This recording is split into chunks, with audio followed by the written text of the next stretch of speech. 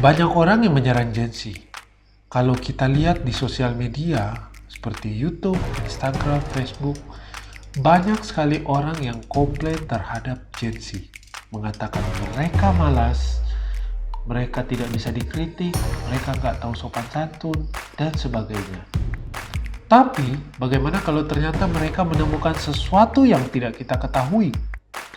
Pelajaran apa yang bisa kita ambil dari Gen Z? Kita harus bicara. Halo, kembali lagi bersama kita. Saya Tony dan bersama Bro Ian. Halo.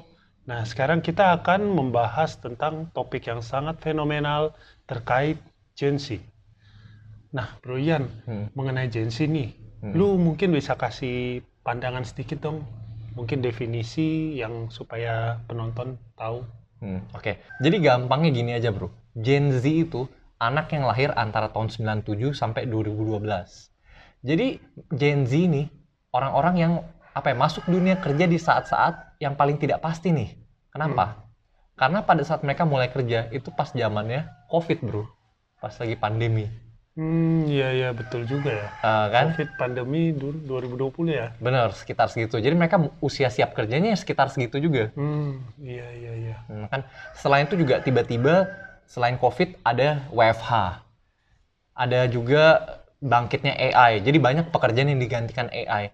Jadi itu banyak sekali ketidakpastian nih, banyak perubahan-perubahan. Tapi dari Gen Z sendiri juga bisa mulai membuat dobrakan baru nih, mendefinisikan kerja itu apa.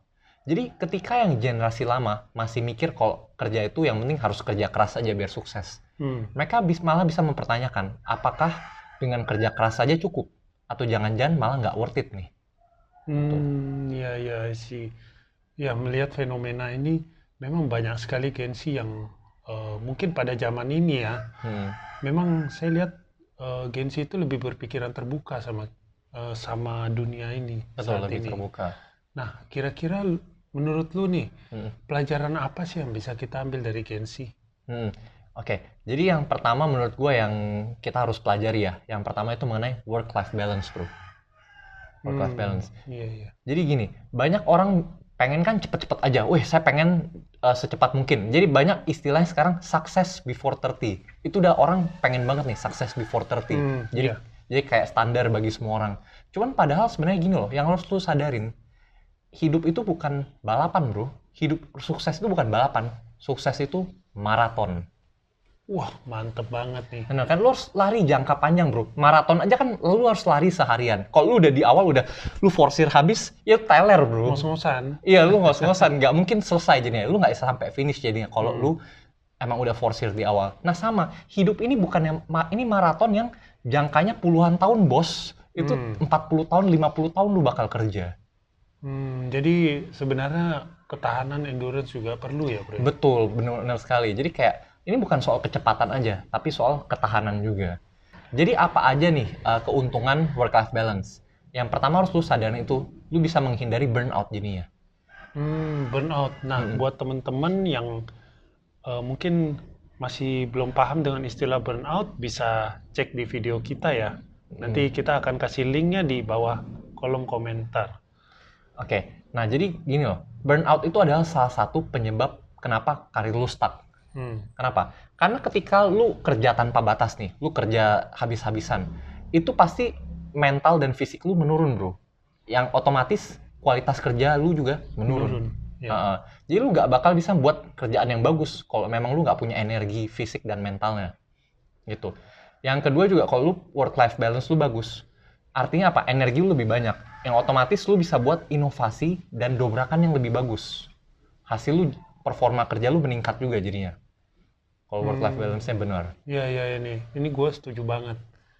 Jadi kita secara perasaan juga lebih happy juga kan dalam kerja, baru bisa muncul ide-ide baru, betul, lebih produktif jadinya. Betul, setuju. Dan yang ketiga juga kalau misalnya work-life balance lu bagus, lu juga jadi jarang sakit, bro. Yang artinya apa? Lu lebih produktif lah. Pada saat lu sakit kan lu jadi nggak bisa produktif tuh. Iya. Jadi banyak banget nih benefit dari work-life balance. Ya ini poin yang sangat menarik ya teman-teman, work-life balance. Mungkin teman-teman juga para Gen Z ini pasti setuju banget ya dengan poin ini ya, bro. Iya, ini paling banyak nih sering di sosial media digembar-gemborkan. Work life balance, work life balance. Dan ternyata memang banyak benefitnya. I see. Oke, dan yang kedua nih, yang kedua yang bisa kita pelajari dari Gen Z, yaitu mengenai personal branding. Jadi gini, kalau orang dulu mikir kan reputasi itu penting cuman buat ya selebriti aja gitu loh. Cuman itu zaman sekarang udah nggak gitu lagi, bro. Ini malah sekarang personal reputasi itu bisa jadi salah satu strategi karir terbaik malah di zaman sekarang. Kan kalau misalnya lu memang terkenal bagus, ya banyak perusahaan yang nyari lu, banyak yang minta pendapat lu, banyak job datang ke lu jadinya, benar kan? Iya, betul. Dan sekarang gampang banget ya sebenarnya, bro. Nah, betul. Sekarang ini ya, apa tempat untuk personal branding yang paling bagus? Menurut lo apa? Sosial media. Nah, benar banget, bro. Dan Gen Z itu adalah master di hal ini. Mereka itu benar-benar jago di personal branding. Jadi mereka itu bisa bangun online presence yang kuat nih dengan platform-platform seperti TikTok, Instagram, Facebook, LinkedIn, dan ya pokoknya sosial media yang lainnya lah, YouTube juga. Jadi dari sana itu mereka sudah bisa menunjukkan skill mereka langsung. Jadi daripada yang lainnya kan masih pas interview harus mencoba meyakinkan dulu. Mereka kalau sudah punya personal branding yang kuat di sosial media, mereka cukup tunjukkan aja. Mereka bisa lihat, wih, followernya banyak, like-nya banyak, dan ini portofolionya. Itu kayak video lu, postingan lu itu semuanya portofolio bro, portofolio lu bro. Iya, ini gue paham banget sih karena banyak banget bisnis di zaman sekarang itu kan cuma menggunakan sosial media, bro. Benar. Tokonya tidak ada, tapi ya dengan sosial media iklannya di situ udah cukup banget sih. Nah, benar banget bro, benar banget. Dan juga dengan lu personal branding tadi ya, misalnya social media presence lu kuat, di sana itu juga bisa mendatangkan pekerjaan jadinya bro. Jadi kalau misalnya memang lu beneran followernya udah banyak, likes-nya juga banyak, dan emang bener-bener populer nih, itu bisa jadi ada perusahaan yang mendekati lu jadinya. Emang ngerekrut lu, minta pendapat lu, minta jasa lu, dan sebagainya. Iya, dan paling banyak sekarang endorse ya bro ya. Nah, lu bisa di-endorse di sana, dan mereka itu kuat di sana. Banyak nih Gen Z yang akhirnya ke arah sana. Dan selain itu juga lu harus pikirin nih, itu lu sosial media itu bukan cuma sekedar buat happy-happy aja. Di sana, dengan lu posting-posting itu ya, lu bisa networking juga bro, membangun koneksi. I see. Ini menarik banget ya teman-teman buat Gen Z yang mungkin belum masuk ke dunia ini. Harus ini nih. wajib banget sih. Wajib nih. Ya. Jadi kayak gini loh, biasa kan dulu orang kalau mau kenal sama, saya pengen kenal dengan ini, ya lu harus minta dikenalin dulu lah, atau lu harus ikut seminar dan sebagainya. Pokoknya lu harus cari cara untuk mendekat sama orang itu. Nah, cuman kalau zaman sekarang, lu cukup duduk-duduk aja di rumah dan bangun social presence lu yang kuat. Itu lu bisa networking juga jadinya. Dari sana aja. Ini networking yang next level, bro. Jadi lu nggak harus susah payah networking lagi. Sekarang bisa di sosial media semuanya. Iya, dengan teknologi lebih gampang semua ya, bro. Betul. Oke, poin nomor 3 apa nih, bro? Nah, poin nomor 3. Jadi, yang penting ini juga mengenai fleksibilitas karir dan skill stacking. Jadi kan banyak nih orang-orang yang komplain, Gen Z ini nggak punya pendirian, dikit-dikit ganti karir. Dan gantinya juga bukan di bidangnya sama, itu gantinya beda banget. Kayak tahu-tahu awalnya marketing jadi IT atau apa dan sebagainya. Iya. Jadi kan orang mungkin mikir ini negatif, padahal sebenarnya ini nggak sepenuhnya negatif juga nih.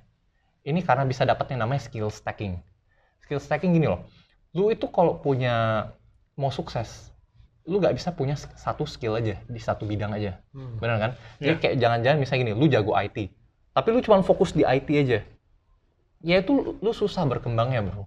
Lu susah berkembang karena buat sukses itu nggak bisa dari satu skill aja. Lu harus bisa bisnis lah, harus bisa marketing juga, harus bisa bangun koneksi dan ya ketemu klien dan sebagainya. Lu harus tahu semuanya dong. Ya, jadi aspeknya banyak banget ya. Aspeknya banyak banget. Nah, dengan Gen Z ini, mereka lebih terbuka, bisa ganti-ganti karir sering. Mereka bisa eksplorasi juga di sini jadinya. Mereka bisa mengambil banyak skill dari berbagai bidang. Jadi misalnya memang awalnya mereka kerjanya IT, tapi jadi marketing, terus abis itu jadi sales, dan mereka jadi punya semua skill itu dong, dibanding orang yang ya cuma bisa satu aja. Iya. Nah, menurut lu bro, untuk skill stacking ini ya, ada kan yang bilang, yo, lu kalau mau uh, sukses cepat harus fokus di satu pekerjaan, be the best di pekerjaan itu. Betul. Nah, sementara lu bilang harus skill stacking kan. Betul. Menurut lu gimana dengan dua hal yang berbeda ini? Bertentangan ini. Iya. Nah, jadi gini bro, menurut gua. Pertama-tama, memang benar lu harus jago di satu hal itu. Tapi kalau lu cuman terlalu laser fokus ke satu hal itu, ya lu nggak bisa bro. Menurut gua gini loh, itu sama kalau buat bisnis itu harus kayak roda sih. Kalau misalnya memang marketing lu kenceng banget, tapi lu nggak bisa operasional sama sekali, ya nanti bakal kacau balau juga dong. Ya, betul. Lu harus bisa, ya minimal lu ngerti sedikit-sedikit lah. Lu ngerti sedikit-sedikit, akhirnya lu bisa hire orang juga sih. Memang ujung-ujungnya gitu.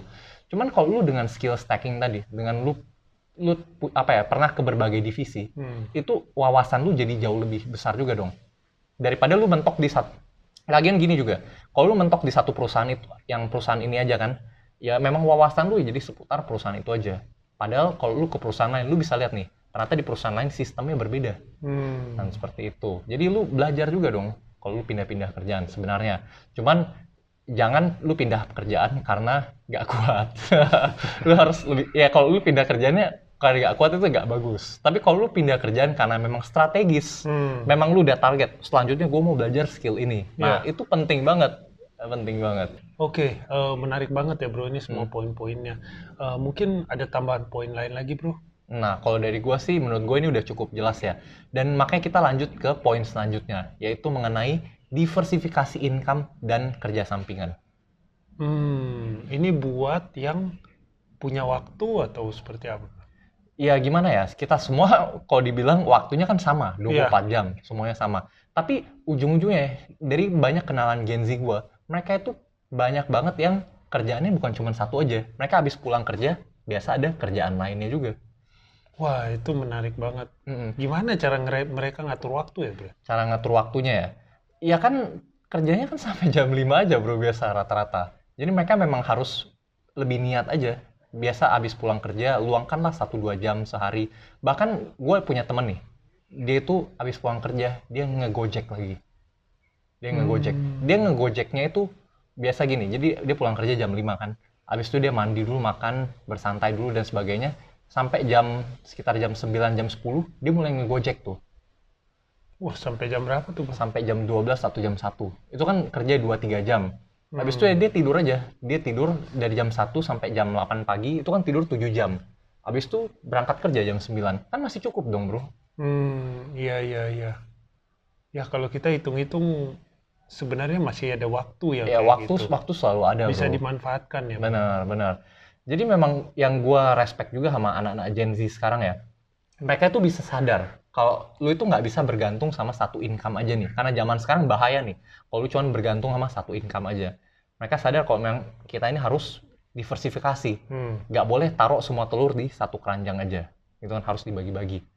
Nah, jadi akhirnya mereka itu cari cara lah. Misalnya banyak yang kerja freelance, terus buka bisnis sampingan lah, affiliate marketing, atau sebagainya. Jadi mereka biasa ada kerjaan sampingan juga.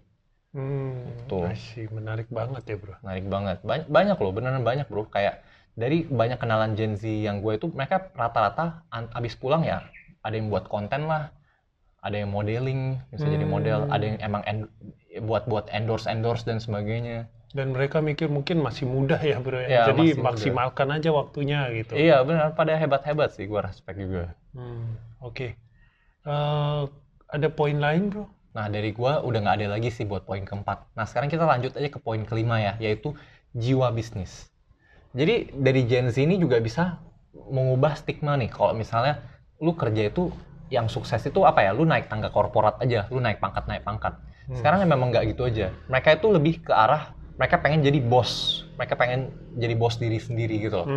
Dengan membuka bisnis, freelancing, dan membuat personal brand mereka sendiri, mereka membuktikan nih kalau mereka itu bisa buat lapangan kerja sendiri. Jadi dari survei Square pada tahun 2023 kemarin ya, itu dikatakan kalau dari sekian banyak Gen Z yang disurvei, itu 84% mengaku kalau pengen punya bisnis sendiri. Wah, keren banget jiwa entrepreneurship-nya ya. Iya, jiwa entrepreneurship, mereka itu lebih berani mengambil risiko, bro. Mereka itu pada berani gitu. Mereka berani bermimpi besar. Dan gua rasa ini bisa jadi pelajaran buat kita semua. Jadi, tapi apa yang bisa kita ambil dari sini? Bukan berarti ya saat ini juga kita harus berhenti kerja langsung buat bisnis sendiri. Tapi maksud gue kita bisa ngambil kayak gini loh. Kita harus mikir kalau diri kita sendiri itu adalah bisnis kita. Jadi kan diri kita sendiri itu produknya. Jadi mulai hari ini juga kita harus langsung buat personal brand dan invest ke diri kita sendiri. Nah, nanti kan lama-kelamaan mungkin kalau lu udah siap, lu baru bisa bikin bisnis sendiri. Akhirnya lu bisa buat lapangan kerja baru juga. Oke bro, gua dapat banget yang udah lu sharing ini semua. Ini kita udah ngobrol cukup panjang juga. Lu mungkin bisa kasih satu kesimpulan dah buat teman-teman supaya teman-teman bisa jadi gambaran terapkan nanti di rumah. Jadi gini bro, intinya ya, itu ada banyak banget pelajaran yang bisa kita ambil dari Gen Z. Ya walaupun jujur aja nih, mungkin banyak juga yang nggak beres dari Gen Z-nya. Cuman kalau misalnya lu bisa terapkan work-life balance, lu bisa bangun personal brand, lu bisa tadi ini skill stacking, lu bisa diversifikasi income dan membangun jiwa bisnis lu, gua jamin pasti lu akan melihat perkembangan yang sangat-sangat besar di hidup lu. Nah, dari teman-teman sendiri nih, apa ada pelajaran apa nih yang menurut kalian paling menarik dari Gen Z? Ayo komen di kolom komentar ya. Oke, dan kalau ada kerabat kalian atau teman-teman kalian yang kira-kira butuh ide yang bisa dipelajari dari Gen Z, kalian bisa share video ini ke mereka supaya kita bisa saling belajar juga. Ingat untuk subscribe, like, dan komen. Sampai ketemu di next video. Terima kasih. Terima kasih.